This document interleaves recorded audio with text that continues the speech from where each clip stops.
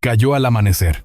El hombre más buscado de México, el nombre que durante más de una década fue sinónimo de poder invisible, fue localizado en las montañas de Jalisco en la madrugada del 22 de febrero de 2026. No fue un dron, no fue una llamada interceptada, no fue un error tecnológico. Fue algo mucho más simple y mucho más inquietante. Alguien habló. Durante años, 2 gobiernos lo persiguieron con recursos ilimitados, recompensas millonarias y sistemas de inteligencia avanzados. 15 millones de dólares ofrecidos por información que llevara a su captura. Operativos fallidos, pistas que llegaban tarde, sombras que siempre se movían antes de que la autoridad llegara. Parecía intocable, parecía estar siempre un paso adelante. Pero esa madrugada algo cambió.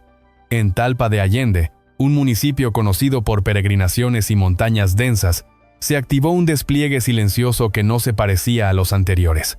Horas después, 6 estados registraban bloqueos y reacciones coordinadas. La señal había sido enviada. Lo que ocurrió en esa sierra no solo marca la caída de un nombre, marca el inicio de una nueva etapa cuyo impacto apenas comienza a revelarse. Antes de convertirse en el nombre que paralizaba regiones enteras, fue solo un niño en Naranjo de Chila, un caserío perdido en Michoacán, donde la tierra seca y el trabajo duro eran la única herencia segura. Nemesio nació el 17 de julio de 1966 y dejó la escuela en 6º grado porque en su casa no había margen para otra cosa. Mientras otros niños hablaban de sueños, él recogía aguacates para ayudar a sostener a su familia. Nadie en ese pueblo imaginaba que ese muchacho silencioso terminaría siendo el objetivo prioritario de 2 gobiernos. La decisión que cambió su destino fue la misma que miles tomaban en esos años: cruzar al norte sin documentos, buscando algo mejor. En California empezó desde abajo, moviéndose en círculos donde la legalidad era una frontera difusa. En 1992, fue detenido junto a su hermano tras vender sustancias ilegales a agentes encubiertos. Pasó por prisión federal y luego fue deportado. Regresó a México con antecedentes y sin oportunidades claras. Para muchos habría sido el final. Para él, fue el comienzo de otra etapa. Tijuana en los años 90 era una ciudad con reglas propias. Allí aprendió rápido, observaba, escuchaba, entendía quién mandaba y quién obedecía. Pero su movimiento más sorprendente ocurrió después, cuando llegó a Jalisco e ingresó a la policía municipal en Tomatlán. Desde adentro conoció procedimientos, tiempos de reacción, puntos ciegos. Aprendió cómo se organiza una búsqueda, cómo se planea un operativo y dónde suelen fallar. Esa información no se compra, se absorbe. Y él la absorbió con disciplina fría. Cuando se acercó a Ignacio Coronel Villarreal, conocido como Nacho Coronel, su trayectoria dio un giro definitivo. Coronel era una figura con conexiones profundas y territorio consolidado. Vio en Nemesio algo distinto. No solo lealtad, no solo obediencia, vio cálculo. Vio capacidad para moverse sin dejar rastro. En julio de 2010, cuando Coronel cayó, el equilibrio interno se fracturó. Y en ese vacío, Nemesio junto con Eric Valencia Salazar el 85, decidió que no sería un espectador. Así comenzó la construcción de una estructura que crecería con rapidez inusual. No era solo expansión territorial, era disciplina interna, cadenas de mando claras, células con cierto grado de autonomía pero bajo un centro fuerte. La organización aprendió a responder con fuerza cuando era desafiada y a consolidar silenciosamente cuando era necesario. En pocos años, el nombre de su líder comenzó a circular en informes de inteligencia con una frecuencia alarmante. Mientras otros jefes buscaban protagonismo, él eligió la sombra. Cambiaba de ubicación con frecuencia. Reducía al mínimo las comunicaciones electrónicas. Prefería mensajeros humanos antes que dispositivos que pudieran ser rastreados. Las montañas de Jalisco se convirtieron en refugio natural. Talpa de Allende, conocido por su santuario religioso, también era un territorio donde tenía ojos y oídos atentos. Los analistas coincidían en algo. No sobrevivió tanto tiempo solo por agresividad. Sobrevivió por método, por desconfianza constante, por una estructura de seguridad construida como una muralla invisible. Cada intento de captura parecía llegar tarde. Cada pista se enfriaba cuando las fuerzas federales arribaban al punto indicado. Era como perseguir un eco en la sierra. Sin embargo, bajo esa imagen de control absoluto comenzaban a surgir tensiones. Las detenciones de figuras cercanas, incluida la de su propio hijo en 2015 y la de su esposa en 2021, modificaron el entorno. La presión financiera y operativa se intensificó. Las agencias estadounidenses ofrecían $15 millones por información que condujera a su captura. Las autoridades mexicanas también activaban recompensas y operativos conjuntos. Aún así, él seguía moviéndose. Seguía cambiando rutas, reduciendo círculos de confianza, alterando patrones. Cada año que pasaba reforzaba la percepción de que era inalcanzable. Pero toda estructura, por sólida que parezca, depende de personas. Y las personas cambian. Se cansan, se asustan, cometen errores o toman decisiones inesperadas. El punto de quiebre no fue un avance tecnológico ni una señal satelital. Fue algo más frágil y al mismo tiempo más decisivo. Una grieta en la cadena humana que sostenía su invisibilidad. Una información precisa que llegó en el momento exacto. Esa información no solo señalaba un lugar, señalaba un patrón roto. Cuando en la madrugada del 22 de febrero de 2026 las fuerzas federales avanzaron hacia la sierra de Talpa de Allende, no lo hicieron improvisando. Lo hicieron con una certeza que antes no habían tenido.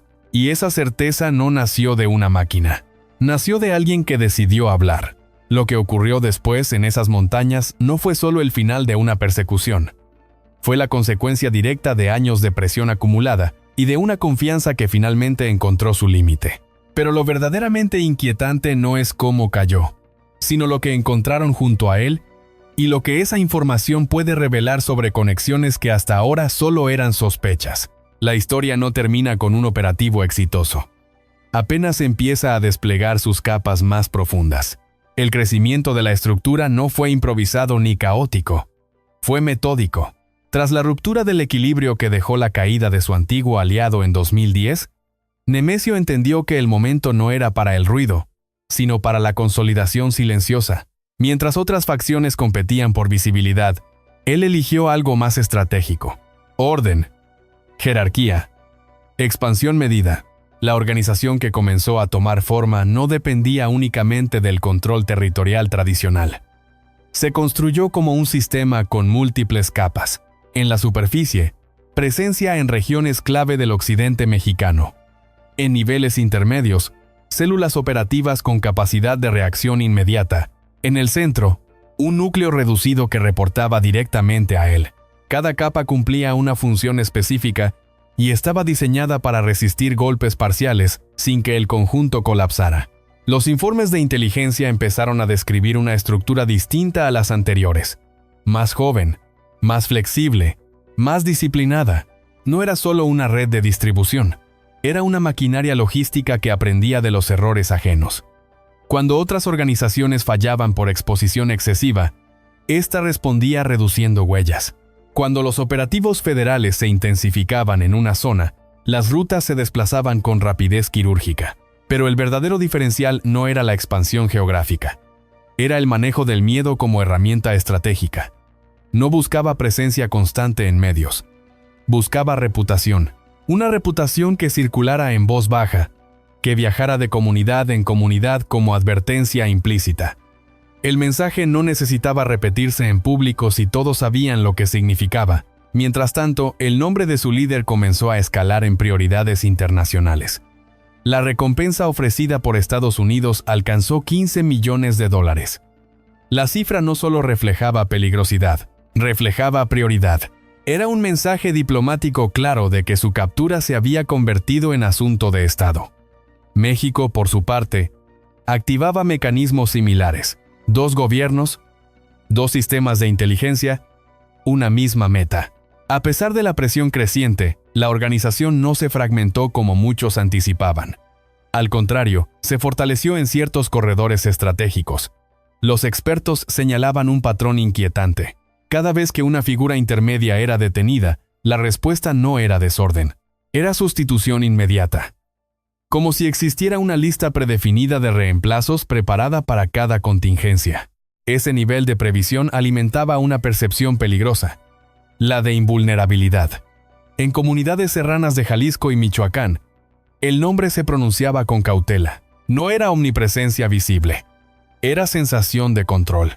Una sensación que no necesitaba demostraciones constantes, porque el recuerdo de acciones pasadas era suficiente para mantener el equilibrio.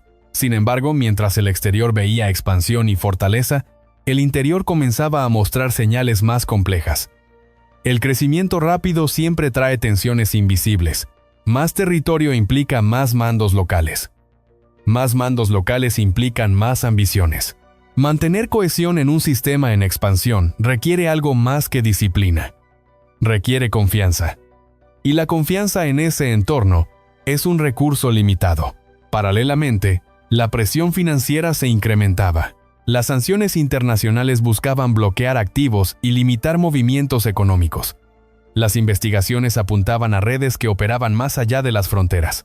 El cerco no era inmediato ni visible, pero era constante, como una marea que sube milímetro a milímetro. En 2015, la detención de su hijo marcó un punto simbólico. No debilitó la estructura de forma inmediata, pero introdujo una variable emocional y estratégica. En 2021, la captura de su esposa añadió otro elemento al tablero. Analistas comenzaron a preguntarse si esos eventos modificarían patrones internos, si obligarían a repliegues más severos, si generarían desconfianzas internas, y efectivamente, algo cambió. Los movimientos se volvieron más esporádicos. Los círculos de confianza se redujeron aún más. La paranoia dejó de ser solo método y comenzó a ser necesidad. El líder que había construido una red casi impermeable empezó a operar con un margen de error cada vez más estrecho. Cuanto más reducido el círculo, mayor el riesgo si una sola pieza fallaba. Mientras tanto, las agencias de seguridad acumulaban información. Pequeñas piezas, patrones de desplazamiento, cambios en rutas, silencios inusuales. Nada lo suficientemente grande para una acción definitiva, pero suficiente para construir un mapa progresivo. La pregunta ya no era si sería localizado. La pregunta era, ¿cuándo? Y en ese cuándo reside la tensión real. Porque toda estructura basada en la desconfianza absoluta enfrenta un dilema inevitable. Para mantenerse invisible necesita reducir contactos. Pero al reducir contactos, concentra información crítica en menos personas. Y cuando la información crítica depende de pocos, una sola fractura puede derribar años de blindaje. Los últimos meses antes del operativo mostraban un patrón más errático, movimientos más cortos, estancias prolongadas en zonas serranas que antes eran solo puntos de tránsito. Algunos interpretaron esos cambios como confianza en el terreno. Otros los vieron como indicio de aislamiento creciente. Lo que nadie sabía con certeza era si ese aislamiento fortalecía su seguridad o la debilitaba. Porque el silencio prolongado no siempre es señal de control. A veces es señal de que el entorno se está estrechando. En las montañas de Talpa de Allende, donde los caminos de tierra parecen perderse entre árboles y neblina, la organización confiaba en su conocimiento del terreno. Cada vereda, cada curva, cada punto de observación natural formaba parte del sistema de protección. Pero incluso el territorio más conocido puede volverse frágil cuando alguien que conoce su lógica decide romperla. El escenario estaba listo. La estructura parecía sólida desde fuera, pero las grietas internas ya existían. Y cuando las grietas aparecen en sistemas construidos sobre secreto absoluto, el desenlace no llega con estruendo. Llega en silencio. Lo que ocurrió después no fue un accidente. Fue la consecuencia de años de expansión, presión y desgaste acumulado. Y aunque la estructura resistió durante más de una década, estaba a punto de enfrentar algo que no había previsto del todo. Porque ninguna muralla es inexpugnable cuando la amenaza viene desde adentro. Durante años, la organización no solo expandió territorio, expandió recursos. El dinero se convirtió en su segundo escudo. No era una estructura improvisada que dependiera de flujos irregulares. Era un sistema financiero paralelo que operaba con precisión, inversiones discretas, propiedades en zonas estratégicas, empresas que funcionaban como fachadas, y rutas comerciales que parecían legales a simple vista. El capital no se movía al azar. Se desplazaba siguiendo patrones diseñados para diluir rastros. Los informes oficiales describían cifras difíciles de dimensionar. millones que circulaban entre estados y cruzaban fronteras. Pero detrás de esos números existía una arquitectura financiera que permitía sostener la expansión. Su esposa fue señalada como pieza clave en ese engranaje, no como figura pública, sino como administradora silenciosa de flujos que alimentaban a la estructura operativa. Cuando fue detenida en 2021, los analistas comenzaron a mirar más de cerca el mapa económico del grupo. La captura no produjo una reacción inmediata y visible. No hubo despliegues espectaculares ni declaraciones estridentes. Hubo algo más inquietante. Repliegue, ajuste, reorganización interna. Las rutas financieras cambiaron.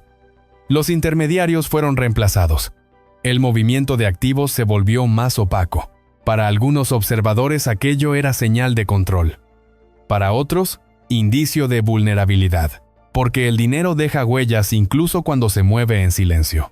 Cada transferencia encubierta, cada adquisición, cada socio comercial, genera un rastro que con paciencia puede reconstruirse. Y la paciencia fue precisamente la estrategia adoptada por quienes seguían el caso. No se trataba de un solo golpe. Se trataba de acumular piezas hasta que el rompecabezas revelara su forma completa. Mientras tanto, el líder permanecía en las montañas.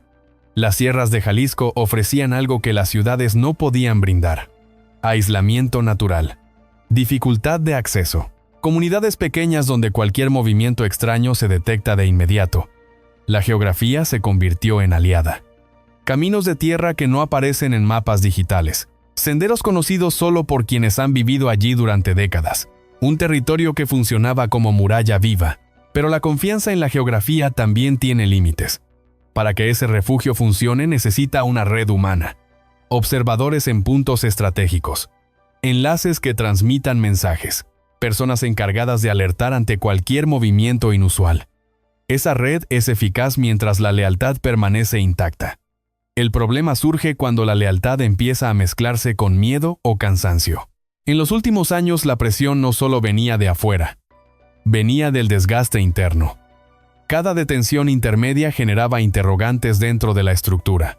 Cada operativo fallido para las autoridades significaba una victoria temporal, pero también obligaba a ajustes que reducían la comodidad operativa. Vivir en constante alerta no es sostenible indefinidamente. El margen de error se estrecha. La recompensa de $15 millones seguía vigente. No era una cifra simbólica. Era un incentivo permanente que flotaba sobre el entorno. En comunidades donde la economía formal es limitada, esa cantidad representa un giro absoluto de destino. El silencio empieza a competir con la tentación. Y cuando el silencio deja de ser seguro, la balanza puede inclinarse. Los informes de inteligencia empezaron a detectar cambios sutiles.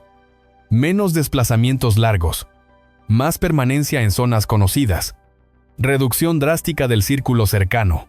La estrategia de invisibilidad se volvió casi extrema, y en esa reducción radicaba la paradoja. Cuanto más pequeño el círculo, mayor la dependencia de cada individuo. El operativo del 22 de febrero de 2026 no nació en una sala de mando esa misma semana.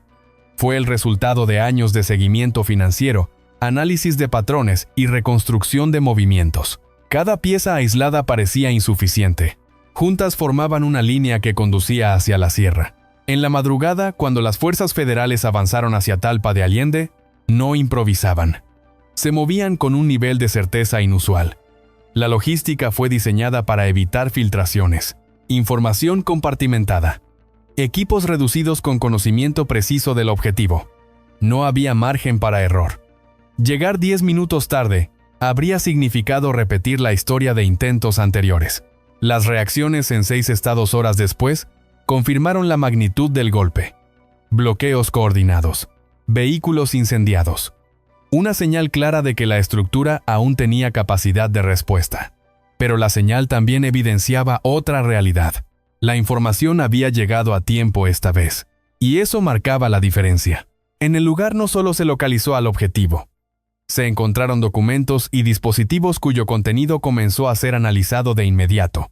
Información que podría revelar conexiones más amplias. Flujos financieros que apuntan a nombres aún no públicos. Ese hallazgo es, quizás, la parte más trascendental del operativo. porque la caída de un líder modifica el tablero. Pero los datos que deja atrás pueden redibujar el mapa completo. Las autoridades ahora enfrentan un desafío distinto. No solo contener reacciones inmediatas, sino procesar lo descubierto. Determinar hasta dónde se extendían las redes. Identificar qué vínculos permanecen activos. Las montañas guardaron el secreto durante años. Pero incluso los territorios más cerrados dependen de personas que los sostienen. Y cuando una sola pieza decide moverse en dirección contraria, el equilibrio cambia. Lo que ocurrió en Talpa de Allende no fue un acto aislado. Fue la culminación de una presión constante sobre la estructura financiera y humana que sostenía la invisibilidad. Y aunque el nombre ya no ocupa el mismo lugar, la información recuperada promete abrir una etapa que podría ser aún más compleja. Porque el final de una persecución no es necesariamente el final de la historia. A veces es apenas el inicio de lo que estaba oculto detrás del silencio. La madrugada en la sierra no comenzó con disparos ni con luces visibles desde kilómetros de distancia. Comenzó con silencio. Un silencio distinto al habitual, un silencio cargado de precisión. En Talpa de Allende, donde las montañas absorben el sonido y los caminos se confunden con la neblina, el operativo avanzó como si formara parte del paisaje. Las fuerzas federales no se desplazaron en columnas evidentes.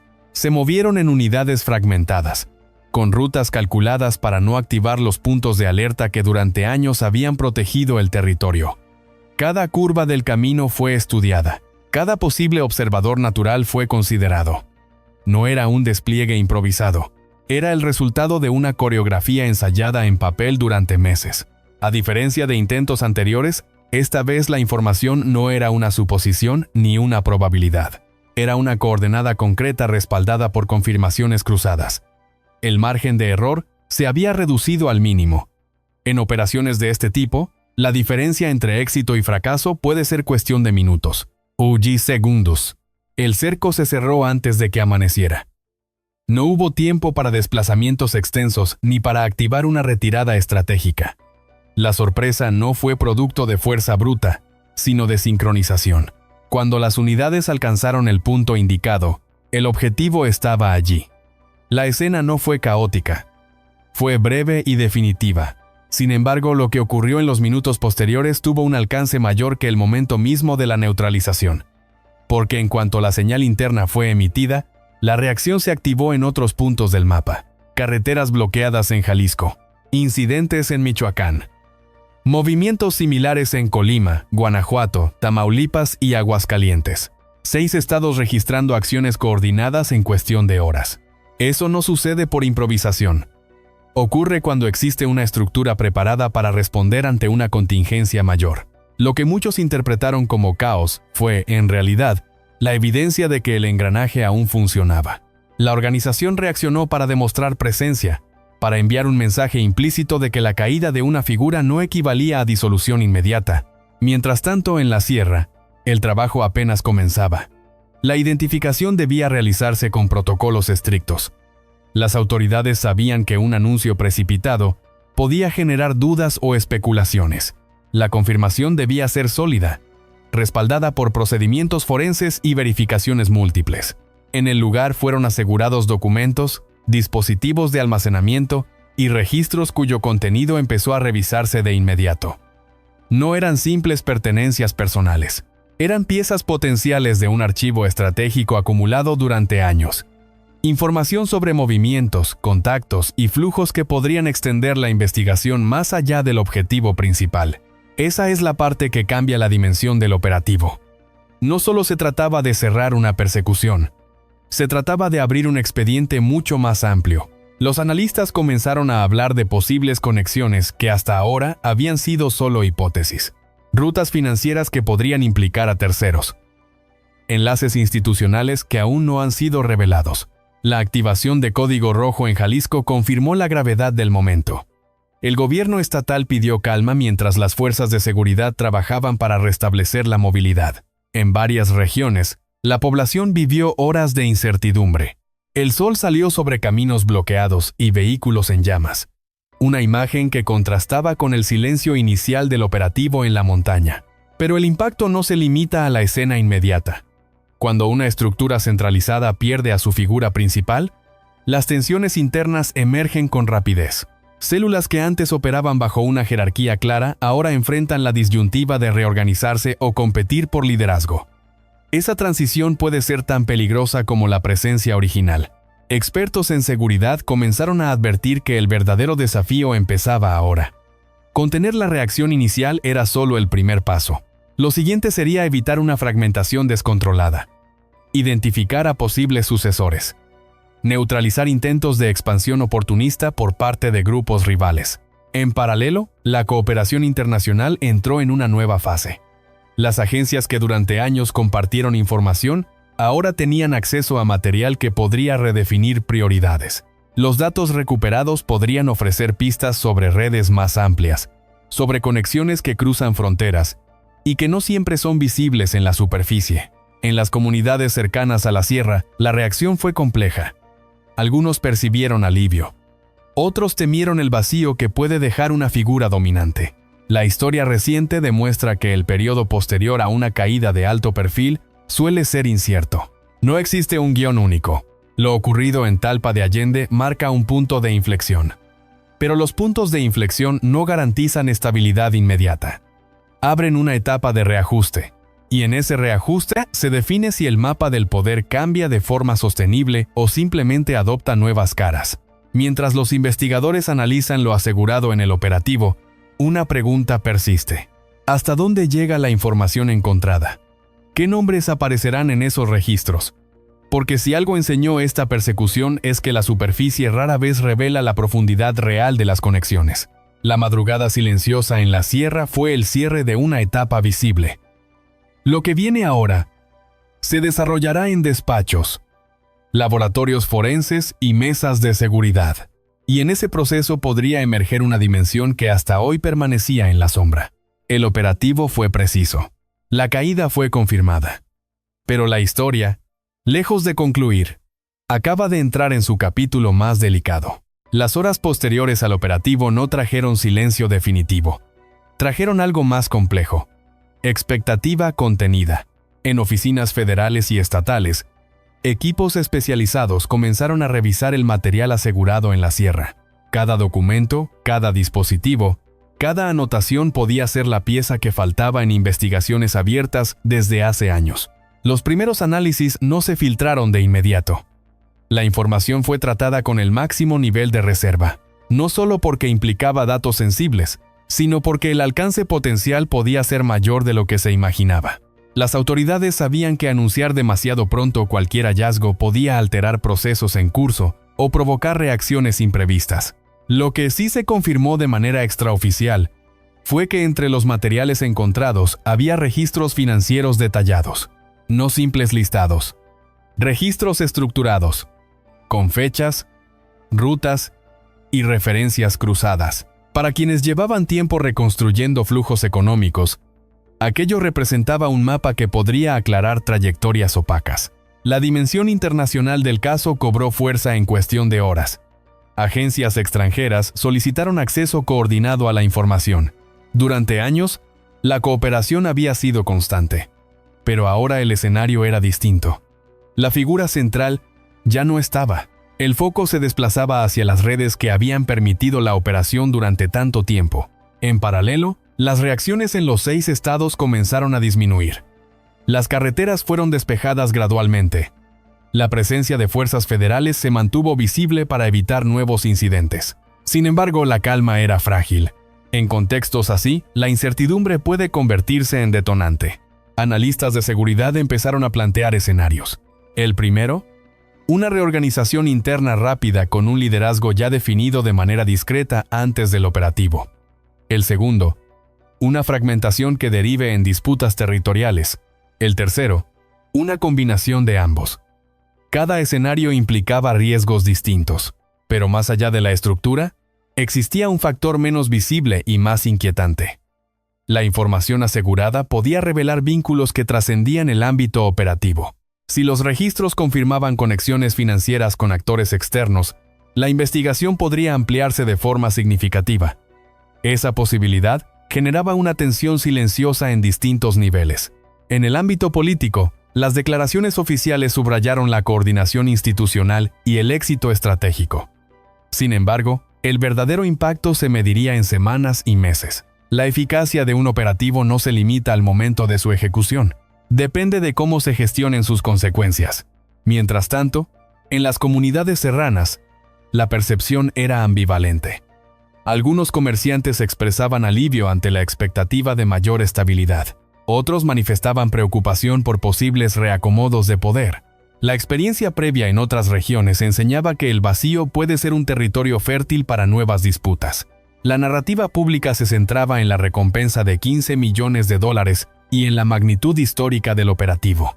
Pero en los despachos donde se analizaban los dispositivos incautados, la atención estaba puesta en algo distinto. En patrones, en nombres repetidos, en movimientos que hasta ahora no habían podido confirmarse. Uno de los investigadores consultados bajo condición de anonimato describió el momento como el inicio de una segunda fase. La primera fue la localización y neutralización. La segunda es la decodificación. Y en esa decodificación puede residir el verdadero alcance del caso.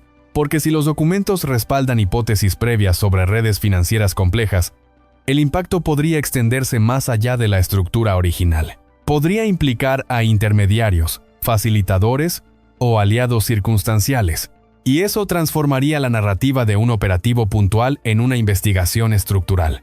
En el ámbito internacional, la designación previa como organización de alta peligrosidad adquiere un nuevo matiz. Los gobiernos observan con atención cómo México maneja la transición posterior. La estabilidad regional y las rutas de comercio legal también están en juego. El nombre que durante años ocupó titulares ya no domina el escenario. Pero su legado operativo, financiero y simbólico no desaparece con un comunicado. Las organizaciones de esta naturaleza no se desintegran de un día para otro. Se transforman o se redistribuyen. Las próximas semanas serán decisivas. Si la información incautada permite anticipar movimientos internos, las autoridades podrían contener posibles reacomodos violentos. Si no, el proceso podría ser más turbulento. En Talpa de Allende, el amanecer volvió a parecer ordinario. Peregrinos retomaron caminos, y la vida cotidiana intentó imponerse sobre la noticia. Sin embargo, bajo esa normalidad aparente, el país entra en una etapa distinta. La caída marcó un antes y un después. Pero la historia no se define por el punto de quiebre, sino por lo que ocurre después del quiebre. Y lo que viene ahora no se librará en la sierra, sino en el análisis minucioso de datos, en decisiones estratégicas y en la capacidad del Estado para ocupar espacios que durante años estuvieron bajo otra lógica. La pregunta ya no es si cayó. La pregunta es, ¿qué revelará lo que dejó atrás? Y esa respuesta podría alterar más de lo que hoy se imagina. Con la figura central fuera del escenario, la atención comenzó a desplazarse hacia el interior de la estructura. Lo que durante años funcionó bajo una jerarquía clara, ahora enfrentaba una prueba decisiva. La organización había sido diseñada con células semiautónomas, capaces de operar sin contacto permanente con la cima. Esa característica, que antes fue fortaleza, ahora se convertía en interrogante. ¿Existía un sucesor definido? Algunos informes sugerían que sí, que desde hacía tiempo ciertos mandos intermedios habían asumido mayores responsabilidades operativas. Otros analistas advertían que la ausencia de una figura cohesionadora podía acelerar rivalidades latentes. En sistemas donde la disciplina depende del respeto y del temor hacia un nombre específico, la desaparición de ese nombre altera el equilibrio. Las primeras señales fueron sutiles. Movimientos inusuales en zonas donde la presencia había sido estable durante años. Cambios en rutas tradicionales. Comunicaciones internas más frecuentes entre células regionales. Nada que pudiera calificarse como ruptura abierta, pero suficiente para indicar que algo se estaba reorganizando. El Estado, consciente de esa fase delicada, reforzó presencia en puntos estratégicos. La prioridad no era solo contener reacciones inmediatas, sino anticipar intentos de reconfiguración. Los operativos de patrullaje se intensificaron en corredores logísticos conocidos. La vigilancia aérea se mantuvo activa en regiones montañosas. Sin embargo, el desafío no se limita al ámbito operativo. La organización no era únicamente una red territorial, era también un sistema económico que sostenía empleos indirectos y flujos financieros en múltiples municipios. Cuando una estructura de ese tamaño se ve afectada, las consecuencias no son solo estratégicas, son sociales. En comunidades donde la presencia del grupo había sido constante, la población experimentaba sensaciones mixtas. Algunos veían una oportunidad para recuperar espacios de normalidad. Otros temían que la disputa por el control generara episodios de tensión. La experiencia histórica en otros casos demuestra que el periodo posterior a una caída de alto perfil puede ser impredecible. Mientras tanto, el análisis del material incautado continuaba. Expertos financieros revisaban registros con el objetivo de identificar nodos clave dentro del sistema. Cada nombre, cada transacción, cada vínculo podría señalar la dirección futura de la organización. Si el flujo económico logra mantenerse intacto, la transición podría ser más ordenada. Si se fractura, el escenario cambia por completo. En el plano internacional, la atención se centraba en la cooperación bilateral. Las agencias extranjeras ofrecían apoyo técnico para procesar datos. El caso había trascendido fronteras desde hacía años, y su desenlace influía en percepciones globales sobre estabilidad regional. Pero el elemento más delicado residía en la posibilidad de fragmentación. Cuando una estructura central pierde a su líder, las células pueden optar por competir o por coordinarse. Competir implica disputas por rutas y territorios. Coordinarse requiere acuerdos internos rápidos y eficaces. El tiempo juega un papel determinante. Algunos expertos señalaban que la disciplina histórica del grupo podía favorecer una transición controlada. Otros advertían que la presión acumulada y las detenciones previas habían debilitado la cohesión. La verdad probablemente se encuentre en un punto intermedio. En paralelo, la sociedad mexicana observa con expectativa. La narrativa pública habla de un golpe histórico, pero la ciudadanía sabe que el impacto real se medirá en indicadores concretos: menor violencia en regiones afectadas, mayor presencia institucional, recuperación de espacios económicos legales. La historia reciente ofrece lecciones. La captura de otras figuras emblemáticas no eliminó el fenómeno, pero sí modificó su configuración. Cada transformación generó nuevas dinámicas, algunas más dispersas, otras más concentradas. El resultado depende de la capacidad del Estado para ocupar el espacio vacío con acciones sostenidas. En las sierras de Jalisco, la vida cotidiana intenta recuperar ritmo. Los caminos de tierra vuelven a ser transitados por agricultores y peregrinos. Sin embargo, bajo esa normalidad aparente, se desarrolla una fase silenciosa de ajuste. Mandos regionales evalúan opciones. Intermediarios reconsideran alianzas. Actores externos observan oportunidades. El verdadero desenlace no se definirá en titulares inmediatos. Se definirá en decisiones internas que aún no son visibles. Si la organización logra mantener coherencia, el mapa puede cambiar de forma controlada. Si no, el país podría enfrentar un periodo de competencia fragmentada. Lo que comenzó como una operación puntual se ha convertido en un punto de inflexión estructural. La caída marcó el cierre de una etapa, pero abrió otra cuya dirección todavía no está escrita. La pregunta central ya no es cómo se ejecutó el operativo. Es cómo evolucionará el sistema que permanecía detrás de esa figura. Y la respuesta a esa pregunta determinará si el 22 de febrero de 2026 será recordado como el inicio de una transformación profunda o como un capítulo más en una historia que continúa adaptándose. La tensión no ha desaparecido, solo ha cambiado de forma. Lo que ocurrió en la sierra no terminó con el aseguramiento del objetivo. En realidad, apenas activó una fase más compleja y silenciosa. Mientras los titulares hablaban de la caída histórica, en laboratorios forenses y centros de inteligencia comenzaba el trabajo más delicado: analizar lo incautado, decodificar lo que durante años permaneció protegido por capas de secreto. Entre los materiales asegurados había registros financieros estructurados con una precisión que sorprendió incluso a investigadores veteranos. No eran simples apuntes aislados. Eran sistemas organizados con fechas, referencias y conexiones cruzadas. Para quienes seguían la pista de los flujos económicos desde hacía tiempo, aquello representaba algo más que evidencia. Representaba contexto. Cada documento podía conducir a nuevas líneas de investigación. Cada archivo digital podía revelar nombres que hasta ahora no aparecían en expedientes formales. Esa es la dimensión menos visible del operativo. No el momento en la montaña, sino lo que emerge después en el análisis meticuloso de datos. Las autoridades sabían que el impacto real no sería inmediato.